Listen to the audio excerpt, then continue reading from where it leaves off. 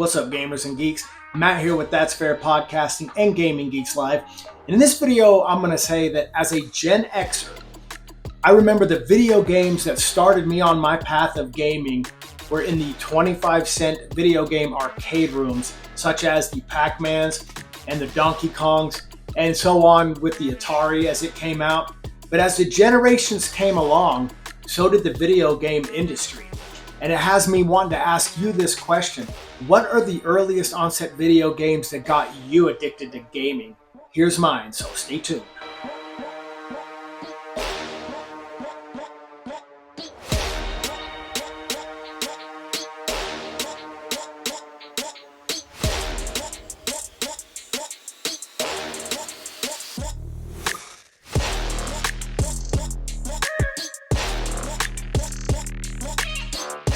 Now, as the generations move along, we all have our video games that have impacted us the most, or really hooked us into the video game industry and really pushed us on as far as becoming big time gamers.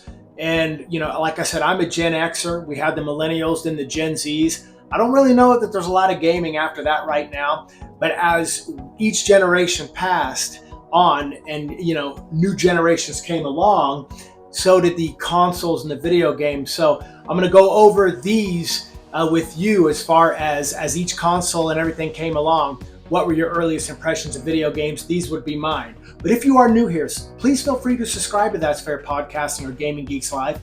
Please like the video. You help us in that algorithm when you do, and I appreciate it. And if you don't do any of those and you just take a stroll down memory lane with me and talking to you all and even the younger generation about what games may have launched your guys' love of gaming, thanks for sticking with me. That's what matters the most. But I'm gonna start with the arcades first and then the Atari 2600. Now, to me, arcades were awesome. The first thing that always comes to mind, I've said this before, is the smell of cigarettes, because that, you know, underage smoking was happening back then. There wasn't a lot going on and a lot of anybody doing anything about it. But we had some, you know, the arcades consisted of the smell of cigarette smoke, preteen and teen body odor, Aquanet hairspray, and food, stale popcorn, you know, and the sounds. It almost sounded like a casino, but all the different video games. And I remember going up to a video game, Pac-Man was finally open, or Miss Pac-Man, Donkey Kong, or Galaga. These games are open, oh shit. I drop a quarter in, you know, I start playing, and I suck at first, but look, they're designed to take your quarters, man. Those are designed, but the more you put in, the better you get. And as you know, as Pac-Man, you had a certain pattern. You'd go around in the mazes and whatnot. But you even go up to these arcade machines and they had these quarters stacked, you know, just all in a row. That means you weren't getting on that fucking machine for a while. And that's okay, because you had other ones to choose from, and that's how you learn to play new video games. And you got good at other video games. Like, my wife was big on Frogger and Tron. She loved those games. But then the Atari 2600 came to people's televisions in their own living room. And the Pac-Man was god-awful, but even I think it was Coleco had games that they would, or in television, or there was an in television, but it was Coleco, I think, that was a separate one, that those cartridges were compatible with the Atari 2600 because they did like Donkey Kong and whatnot. And I remember playing the Pac-Mans, the Donkey Kongs, and even the little paddle playing these games called Kaboom. And Frogger and Combat was a really big one. It was horrible. I mean, the pixels were just god-awful. But it was the earliest impressions of video games that I had, and it was just so fun as a kid because you think about it, you're in school. Hell, I think at the time I was in like third grade, or no, it was fourth grade. I'm very precise. I was in fourth grade, and all I could do was, Christmas break was over, all I wanted to do was get back and play the Atari. You know, I had Pac-Man on the mind, and even Pitfall, which I think was also another Coleco one. Pitfall was a blast because it never ended, and it was a good game. But then in the mid-'80s, this was late 70s to 1980-ish, in the mid-'80s, the Nintendo and the Sega system would drop. Now, the first Sega system didn't happen in the mid-'80s. I think it came out in about 88, and I had a video game with that called the Ninja, and then there was a football game, but it wasn't as good as 10-Yard Fight that the Nintendo had. The Nintendo really owned it. You know, the Sega tried, but the Nintendo owned it. And 10-Yard Fight, like I said, I love playing Excite Bike. Obviously, Mario, you know, who didn't, you know? Choplifter. And there were so many good games on the Nintendo that, you know, I believe that the Legend of Zelda originally came out then too. And it was at this point that the arcades weren't as popular, but the games were getting better. So me and my cousin in Norman, Oklahoma, me and my cousin Sebastian would walk to Stubman Village, right there on the Oklahoma University campus. There was this arcade there, and we both started playing Double Dragon. And it's like, holy shit, man, they got a multiplayer game here? So we're playing together, and then, you go through the whole thing, and you could literally survive on 1 quarter each. And, if you're good enough. We made it through the whole game, and then we had to fight each other. And I remember I would pick up the baseball bat and just constantly whack the fuck out of him. Then he learned this elbow move that I couldn't stop even with the baseball bat. We'd get into real fights because it was unfair and you're not playing fairly. And yeah, we were babies. Yeah, I mean, still are. Yeah. And so anyway, yeah, that was our last experience with the arcades. But the home entertainment systems were getting better and better. And then it was at this time that the Super Nintendo came along, and so did the Sega Genesis. And it was this time that I was really starting to get heavily invested in the Madden franchises. I loved playing Madden football at that time. Now, Madden football might be the reason now I'm on lisinopril for high blood pressure. I can't tell you the thousands of dollars of controllers I might have went through, especially ones with cords, because, well, I'm a big football guy, okay? I mean, there's no way these tight ends are going to burn these corners. And anyway, long story short, I don't play Madden anymore for good reason. It's not good for the blood pressure. But I started picking up the Final Fantasies on the Super Nintendo, and holy shit, me and my ex Danielle would play those for hours. We may have even called into work a couple of times to once we got Final Fantasy 2. But the Spider-Man game on there was Maximum Carnage. Great game, by the way.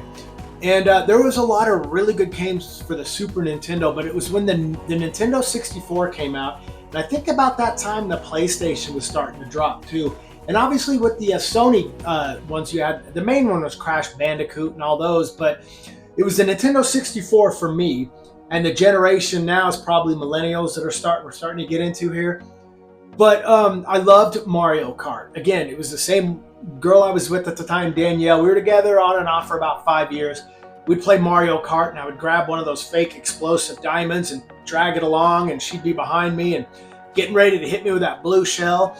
And I'd wait for her to fire it, and then I'd let go of that fake diamond, but I'd release it right in the line of good diamonds, and she'd hit it. And we weren't abusive towards each other, but my arm, bam, bam, bam, and my arm would be sore because, I took racing seriously, man. Early shades of Fast and Furious. But anyway, yeah, so the Nintendo 64 and Madden really improved itself with Madden 97 on there. And so that was a really good console. Nintendo really went a long way, but it would be in 2001, my gaming experience would expand with Microsoft's Xbox. I didn't get into the PlayStation until the PS3. Now, when the Xbox came out, I believe we had the PlayStation 2 at the time.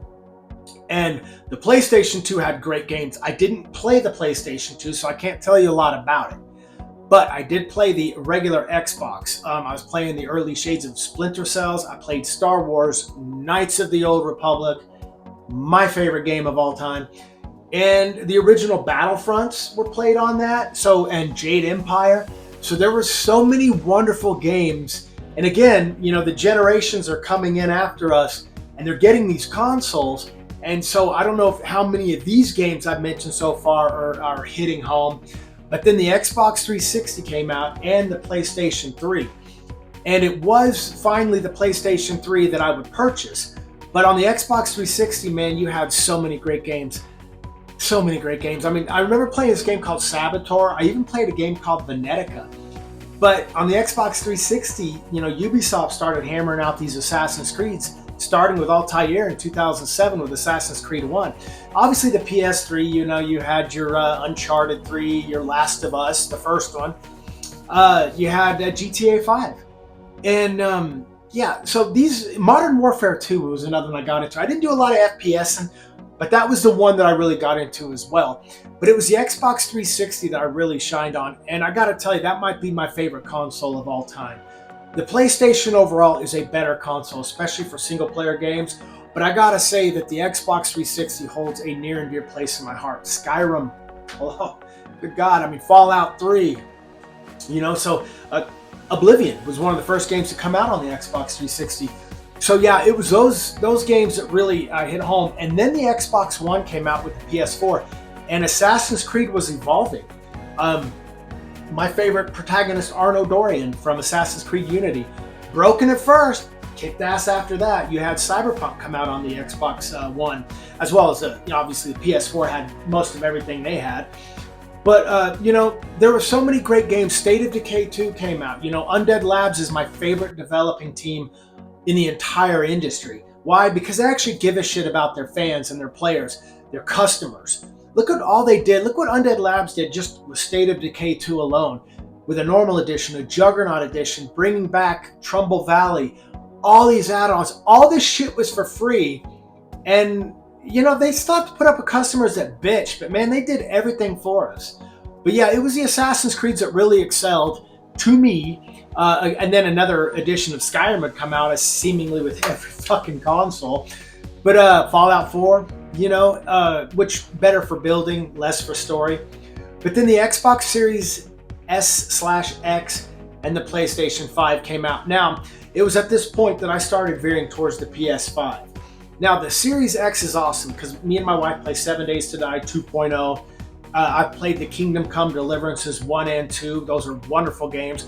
Lately, Claire Obscure Expedition 33. I was a late bloomer to that. I played Monster Hunter Wilds, Mafia: The Old Country. These are games that are really, I had a lot of fun with, but it was a PS5 with their single-player games that really stood out. I love all the Yakuza games.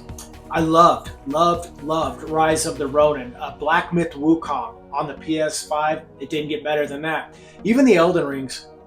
So guys, these are and the reason I went through time and the evolution of video games is because with the different generations watching this, I want to know what clicked with you. Now, obviously, me alone, I can't play all the games that all you guys out there love. I have missed so many, it's ridiculous. I know that there's a lot of PC games out there, and there's a lot of your MMOs, like you love your PUBGs and your Fortnites. But these are just games of my personal experience that I have truly fallen in love with, like with the PS4, with the Uncharted, with the Nathan Drake series. The Lost Legacy, is it? Or Lost Chapter? You play as Chloe. Wonderful game. Don't even start it on the Tomb Raiders, guys. We could go on and on, but I just want to know how many of these games may have resonated with you guys, and what games ultimately shaped you into becoming the gamer that you are now. That's the question. Please leave that in the comment section below. What games shaped you from your early onset childhood to now?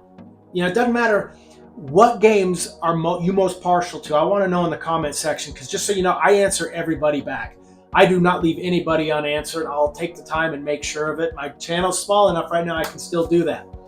But anyway, I just wanted to thank you guys. I'm out of the country right now, so this is a pre-planned video. I recorded this video clear back in December, on December 5th.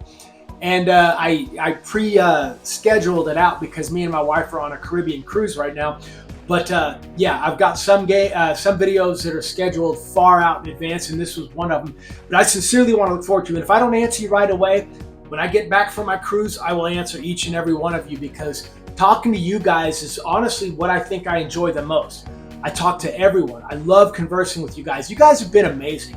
So by the way, as this year closes, again, because right now it's December 5th, I want to thank you all. I take this moment to thank you all. My channel has grown quite well this year, and it's because of you guys. You guys, look, you guys stuck with me, and I sincerely thank you. But again, last time I'll ask, because I'm on my cruise, I will get back to you. So leave comments in the comment section. What games have gotten you the most? What have impacted you the most? But again, that's all I had. Thank you so much for watching. Please feel free to subscribe to That's Fair Podcasting or Gaming Geeks Live. Please like that video. Help us continue in that algorithm. We're growing because of you guys. And if you didn't do any of those and you just watch this video, thank you so much. Again, please leave in the comment section what games you love the most that have impacted you. And to all you gamers out there, all love, and I'm outro.